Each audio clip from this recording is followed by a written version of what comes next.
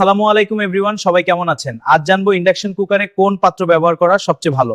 আপনি ভাবছেন একটি ইন্ডাকশন কুকার কিনবেন, তাহলে ভিডিওটি আপনার জন্য খুবই গুরুত্বপূর্ণ হতে চলেছে, না টেনে সম্পূর্ণ ভিডিও দেখবেন। কারণ একটি ইন্ডাকশন কুকার কেনার আগে আপনাকে জানতে হবে ইন্ডাকশন কুকারে কোন ধরনের পাত্র ব্যবহার করতে হয়। দর্শক, আর দেরি না করে আমরা মূল ভিডিও চলে যাব। তার আগে ছোট্ট একটা রিকোয়েস্ট, আমার চ্যানেল নতুন হয়ে থাকলে চ্যানেলটি সাবস্ক্রাইব করুন। ইন্ডাকশন কুকার ম্যাগনেটিক শক্তি ব্যবহার করে তাপ উৎপন্ন করে, তাই সব হাঁড়ি বা প্যান ইন্ডাকশন কুকারে কাজ করে না। বিশেষ ধরনের পাত্র লাগে। ইন্ডাকশন কুকার আগুনে না, চুম্বক শক্তি ব্যবহার করে রান্না করে, তাই যে পাত্রে চুম্বক লাগবে শুধু সেই পাত্রেই রান্না সম্ভব। যেমন স্টিল, লোহা, ননস্টিক প্যান যেগুলোর নিচে স্টিলের বটম প্লেট লাগানো থাকে। শুধু তাই না, পাত্রের তলা অবশ্যই সমান হতে হবে।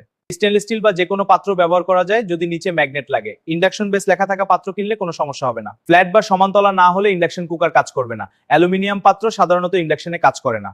তামা বা কপার পাত্র সরাসরি ইন্ডাকশনে ব্যবহার করা যায় না। অ্যালুমিনিয়াম হাঁড়ি বা মাটির হাঁড়ি ইন্ডাকশন কুকার একদমই চলবে না। পাত্রের নিচে যদি লোহা লেয়ার থাকে তাহলে ব্যবহার করা যাবে।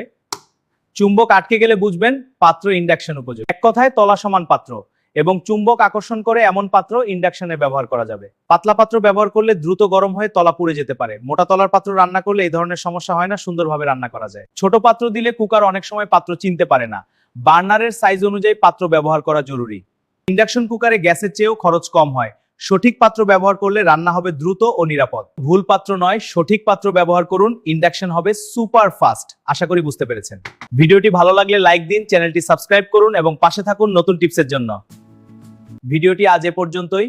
দেখা হবে পরবর্তী ভিডিওতে। ততক্ষণ সবাই ভালো থাকবেন, সুস্থ থাকবেন। Good bye.